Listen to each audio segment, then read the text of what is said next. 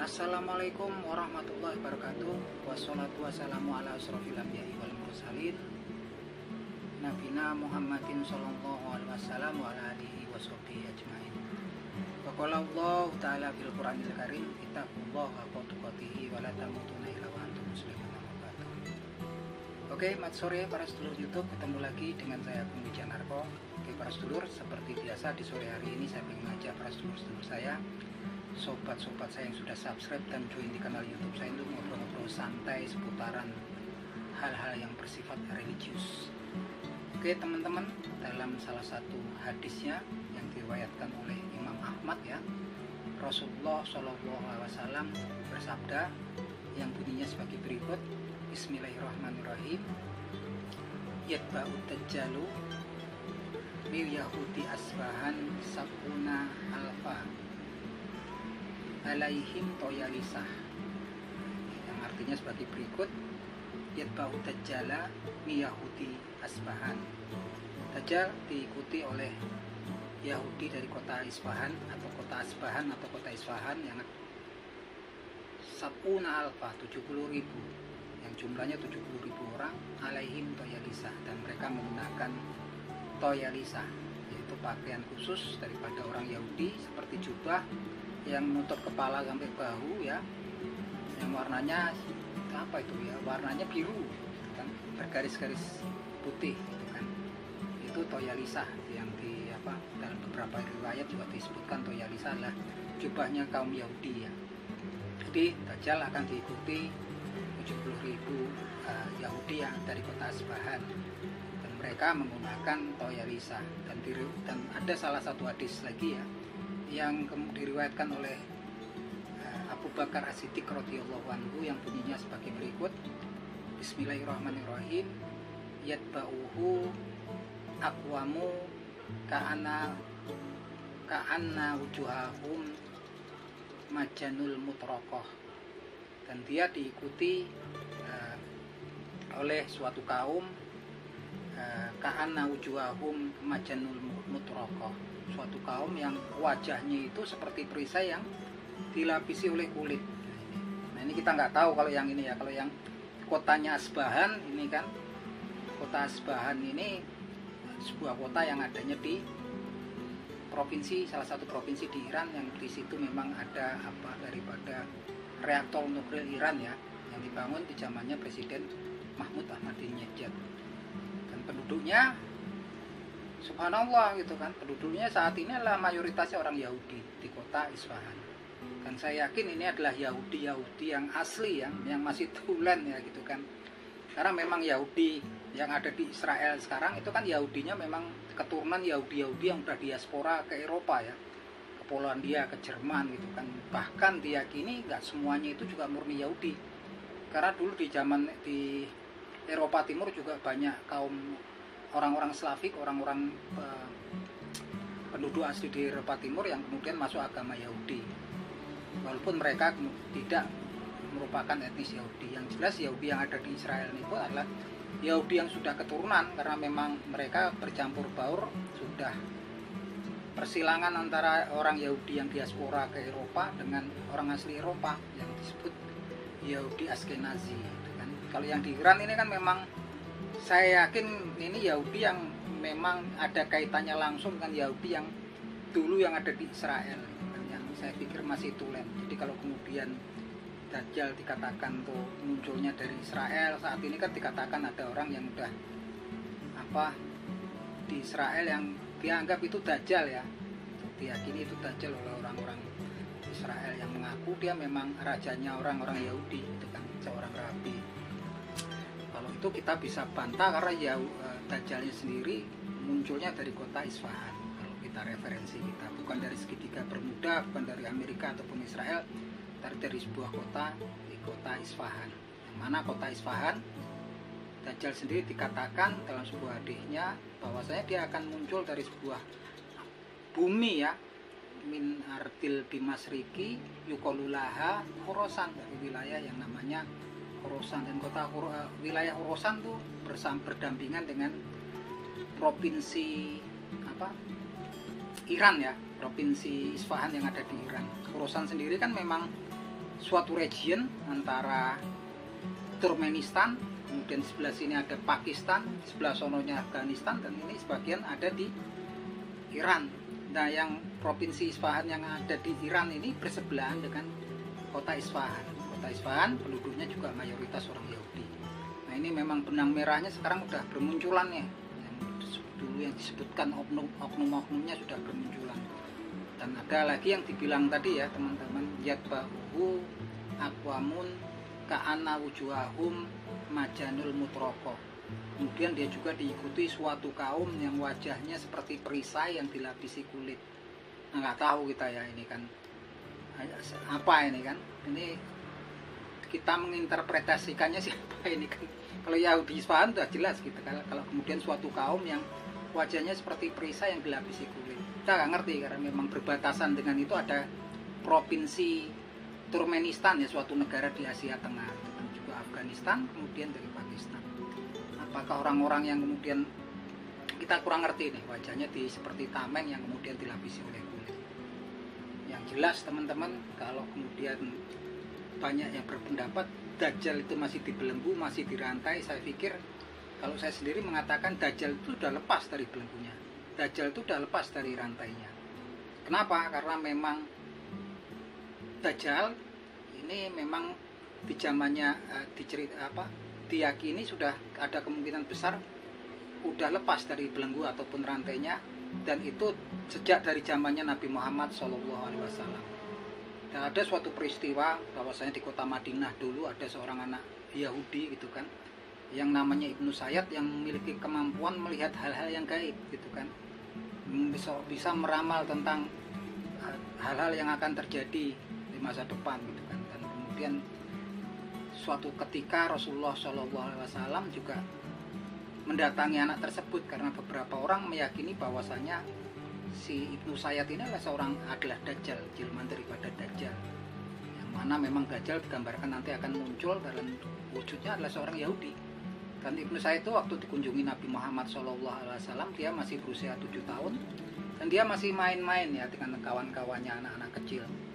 Waktu itu Nabi Muhammad SAW menghampiri anak tersebut dan kemudian bertanya, maukah kamu bersaksi bahwasanya aku adalah utusannya Allah Subhanahu wa taala, nabinya Allah Subhanahu wa taala. Anak kecil tersebut ternyata tidak menjawab, bahkan tersenyum seperti mengejek dan bertanya balik kepada Nabi Muhammad SAW, apakah kamu juga mau bersaksi bahwasanya aku adalah utusannya Allah Subhanahu wa taala dan nabinya Allah Subhanahu wa taala. Nah, ini bersamaan dengan itu juga kebetulan ada wahyu yang akan turun, yaitu surat Ad-Dukhan ya. Dan anak tersebut ternyata bisa merasakan dan nyaris mau bisa menduga wahyu yang akan turun, walaupun tertahan di tenggorokannya. Dia bilang, apa yang kamu lihat? Apakah kamu bisa melihat gitu kan, apa yang ada di dalam hatiku saat ini? Waktu itu dia mau menyebutkan duh. Dan pada waktu itu memang wahyu yang akan turun adalah surat Ad-Dukhan. Tapi dia tertahan dan Nabi Muhammad berkata, apa saja yang bisa kamu lihat? Dan dia mengatakan, aku melihat di lautan ada singgasana besar yang dikelilingi ular. Dan Nabi Muhammad SAW mengatakan bahwasanya kamu tidak akan pernah beruntung dengan penglihatanmu itu, dengan kemampuanmu itu. Sampai 3 kali. Dan waktu itu sahabat Umar bin Khattab radhiyallahu anhu maju menghunus pedangnya, kemudian ditahan oleh Rasulullah SAW. Dia bertanya, apa yang akan kamu lakukan ya Umar? Umar menjawab, dia telah menghinamu, aku akan menebas, biar aku tebas lehernya. Tapi kemudian apa jawaban Rasulullah SAW? Kalau memang benar dia adalah Dajjal, tentunya kamu tidak akan pernah bisa untuk membunuhnya, karena sudah ditakdirkan oleh Allah Subhanahu wa taala bahwasanya yang membunuh Dajjal nanti adalah Nabi Isa alaihissalam atau Isa al-Masih. Dan kalau dia bukan Dajjal gitu kan, itu adalah sebuah dosa gitu kan. Nah, ini dari apa yang diungkapkan oleh Nabi Muhammad tersebut kan masih posisinya nggak mengiyakan, juga nggak bilang itu bukan Dajjal, ataukah dia mengiyakan kalau itu Dajjal, masih di tengah-tengah. Dan ini yang menunjukkan bahwasanya informasi itu, wahyu itu belum turun ya, nggak turun. Tentang informasi itu nggak ada di Nabi Muhammad gitu kan, untuk mengatakan bahwasanya dia ini Dajjal ataupun dia bukan Dajjal. kalau kita lihat daripada jawaban Nabi Muhammad SAW itu menunjukkan bahwasanya kemungkinan besar ada kemungkinan ya ini Dajjal Lanatullah ini Dajjal ini sudah lepas gitu kan, karena memang jawabannya ini gantung di tengah-tengah. Dia Nabi Muhammad tidak mengiyakan kalau bahwa Ibnu Sayyid itu adalah Dajjal, dan juga tidak membantah kalau dia bukan Dajjal. Tapi yang jelas sahabat Umar radhiyallahu anhu, Umar bin Khattab radhiyallahu anhu bersaksi, dia yakin sekali bahwasanya Ibnu Sayyid itu adalah Dajjal. Artinya di sini saya pikir juga Umar bin Khattab radhiyallahu anhu adalah salah seorang sahabat yang keimanannya sangat kuat, yang dikatakan oleh Nabi Muhammad SAW bahwasanya dia pun melihat ketika ada syaitan yang berjalan kemudian mau berpas-pasan dengan Umar bin Khattab radhiyallahu anhu, kemudian dia berbelok, nggak mau berpapasan sama Umar bin Khattab radhiyallahu anhu. Artinya memang Umar pun juga seorang sahabat yang keimanannya kuat, hatinya bersih, dan nggak akan sembarangan dalam memutuskan suatu tindakan, gitu kan. Artinya di sini ada kemungkinan Dajjal itu sudah lepas belenggunya, lepas rantainya di zamannya Nabi Muhammad SAW. Tapi kalau kemudian khurujnya gitu kan, munculnya di kalangan umat manusia, mungkin belum ya teman-teman, masih di belakang layar deh sepertinya gitu kan. Tapi memang kalau sekarang kita lihat tanda-tandanya sudah tampak, karena Nabi Muhammad SAW dalam sebuah hadisnya juga menyatakan bahwasanya Dajjal itu nanti akan turun di sebuah lembah yang namanya, di sebuah tempat yang namanya Mirqona. Dan ternyata para pengikutnya kebanyakan adalah para wanita. Sampai-sampai kemudian ada seorang lelaki yang berlari pulang menemui ibunya, menemui saudara perempuannya, menemui istrinya, menemui anak wanitanya, dan menemui bibinya, dan dia berusaha untuk mengikat mereka, gitu kan. Laki-laki tersebut berusaha mengikat mereka di dalam rumah karena takut kemudian mereka keluar dan menjadi pengikutnya Dajjal. Kalau kita lihat saat ini ya teman-teman, banyak ya kaum hawa gitu kan, oknum-oknum para wanita yang kemudian memamerkan auratnya, dan mereka menyebarkannya kan, menampilkan tampilan-tampilan mereka yang memamerkan aurat mereka gitu kan, lekuk-lekuk bentuk tubuhnya, bahkan berpakaian bikini. Itu di berbagai platform media sosial, yang mana itu merupakan sebetulnya salah satu ujian yang berat bagi kaum Adam. Karena sekarang dengan mudahnya orang-orang bisa melihat itu cukup dengan HP dan kuota. Bahkan di dalam rumah pun bisa melihatnya, di kebun pun bisa lihat itu kan. Tadi ini menyatakan kebenarannya daripada hadisnya Nabi Muhammad SAW bahwasanya fitnah terbesar nanti ya pada kaum laki-laki setelah sepeninggalku adalah fitnahnya wanita, cobaannya dari wanita. Dan itu sudah terbukti sekarang ya. Orang-orang bisa dengan mudah mengakses, melihat para wanita-wanita yang menampilkan auratnya mereka, menampilkan keindahan dan lekuk-lekuk tubuh mereka dengan tanpa malu di media sosial gitu kan, berpakaian bikini. Dan itu sangat mudah untuk kemudian diakses oleh semua orang yang memiliki HP. HP sekarang juga sudah tersebar di mana-mana, HP Android yang memang kemudian bisa mengakses hal tersebut. Artinya kalau kita lihat ini salah satu pertanda zaman dan kebenaran daripada sabda daripada Rasulullah Shallallahu Alaihi Wasallam. Artinya memang kita kemudian sudah harus meyakini bahwa kita di fase akhir zaman. Oleh karena itu teman-teman, kita harus selalu berusaha mendekatkan diri kita dan meningkatkan ketakwaan kita kepada Allah Subhanahu wa taala, dan jangan pernah lupa bahwasanya ada pesan daripada Nabi Muhammad SAW bahwasanya kita bisa selamat dilindungi daripada fitnahnya Dajjal, yaitu dengan berbagai macam usaha. Salah satunya kita memohon pertolongan kepada Allah Subhanahu wa taala, yaitu kita ketika melakukan sholat dan sebelum menyelesaikan sholat kita di atahiyat akhir, kita bermohon kepada Allah Subhanahu wa taala, yaitu 5 permohonan. Itu permohonannya kita di Allahumma inni a'udzubika min azabil qabri wa min azabin nari wa min fitnatil mahya wal mamati wa min fitnatil masih dajjal. Aku berlindung padamu ya Allah dari fitnah dari azab kubur dan azabnya neraka, dan aku berlindung padamu ujian daripada fitnahnya hidup dan fitnahnya kematian, dan fitnahnya masih Dajjal. Itu salah satu doa yang disarankan untuk kita bermohon ketika kita hendak menyelesaikan sholat kita, yaitu posisinya di tahiyat akhir ya. Kemudian kita sebelum mengucapkan kalimat salam ya, itu. Dan juga kita diharapkan dipesankan oleh Nabi Muhammad SAW untuk menghafal 10 ayat awal daripada surat Al-Kahfi. Dalam salah satu hadisnya Nabi Muhammad SAW menyabdakan sebagai berikut: Bismillahirrahmanirrahim. Man hafidho asro hayati min awalin suratul kahfi usima minad dajjal. Barang siapa hafal daripada 10 awal surat Al-Kahfi, dia akan diselamatkan, akan dilindungi daripada fitnahnya Dajjal. Nah itulah teman-teman ya, ini bahan obrolan kita.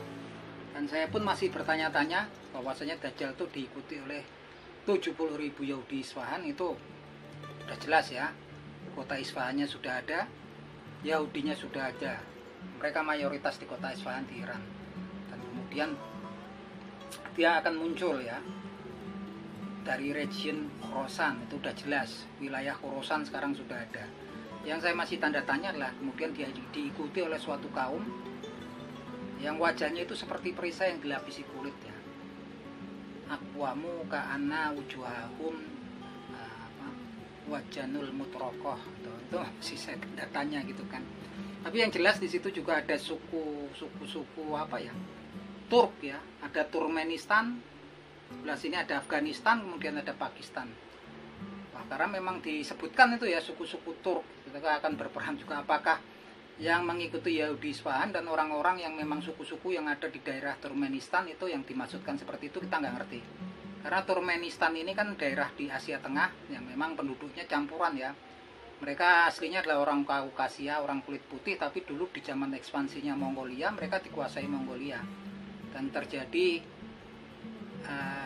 perkawinan lah antara orang-orang Mongol dengan orang-orang Asia Tengah. Makanya kalau untuk area-area seperti Azerbaijan, Kazakhstan, kemudian Turkmenistan tuh wajahnya kulit putih, tapi sebagian mirip-mirip dengan mirip-mirip orang Mongol ya, Mongoloid gitu kan, wajahnya yang sipit segala macam itu kan. Apakah mereka itu suku-suku yang ada di sana juga yang dimasukkan dalam hadis, kita nggak ngerti. Tapi yang jelas Khorasan sendiri di sebelahnya itu berbatasan langsung dengan negara Turkmenistan salah satunya. Dia berbatasan, wilayah Khorasan yang ada di Iran itu di sebelah sininya ini, dia berbatasan langsung dengan Isfahan, di sebelah sononya berbatasan dengan Turkmenistan. Kita nggak ngerti apakah nanti Dajjal diikuti oleh suku-suku yang Mongoloid yang ada di negara Turkmenistan yang memang bersebelahan ya. Kalau yang Isfahan sudah jelas ya. Yang jelas memang apa yang disebutkan, diwahyukan oleh Allah Subhanahu wa taala kepada Nabi Muhammad SAW, kemudian disabdakan dalam hadisnya Nabi Muhammad SAW, sekarang sudah bermunculan.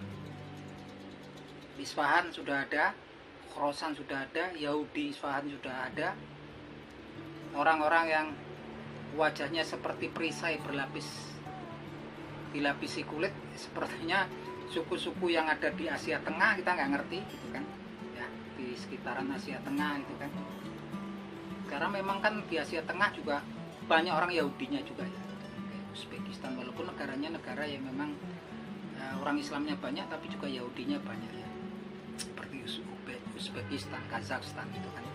Salah satunya berbatasan langsung dengan region Khorasan adalah Turkmenistan. Kita tunggu aja, kita sebagai saksi sejarah. Yang jelas kita selalu bermohon kepada Allah Subhanahu wa taala agar kita selamat daripada fitnahnya Dajjal. Oke teman-teman, segitu aja ya teman-teman. Semoga bermanfaat, semoga menjadi amal pahala di sisi teman-teman yang menonton video ini, begitupun juga saya, karena segala sesuatu yang di dunia ini pada dasarnya adalah fana teman-teman. Harta kekayaan, istri, tahta, jabatan gitu kan, semuanya itu adalah akan sirna pada masanya, dan yang kekal di sisinya Allah Subhanahu wa taala adalah amal soleh gitu kan. Dan kita ngobrol hal yang bersifat religius ini merupakan suatu catatan amal soleh insyaallah. Oke gitu teman-teman, akhir kata wabillahi taufik wal hidayah, wassalamualaikum warahmatullahi wabarakatuh.